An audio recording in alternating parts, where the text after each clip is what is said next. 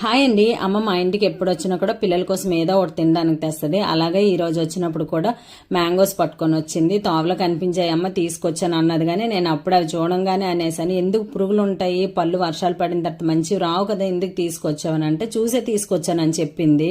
ఎందుకంటే నా చిన్న టైంలో ఒకసారి నేను ఇలా మ్యాంగోస్ తినేటప్పుడు పురుగులు అయితే ఉన్నాయి. అసలు నేను అది లైఫ్లో మర్చిపోలేను.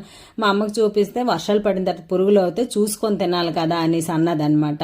ఇంక ఈ రోజు తెచ్చినప్పుడు నేను సేమ్ డైలాగ్ కొడితే లేదు ఎంచి తెచ్చాను అన్నది, కానీ ఇంకా కట్ చేసేసరికి ఒక 2-3 అయితే పోయాయి. వర్షాలు పడిన తర్వాత లోపల వెళ్ళి పురుగు పట్టేస్తాయి అనమాట మ్యాంగోస్, అందుకే తినాలని అనిపించదు.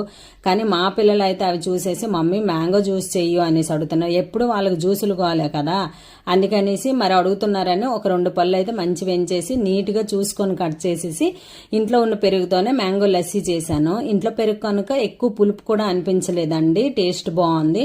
వాటిపైన కొద్దిగా బూస్ట్ డ్రై ఫ్రూట్స్ వేసేసి పిల్లలకి ఇచ్చేసాను. వీడియో నచ్చితే లైక్ చేయండి. బాయ్.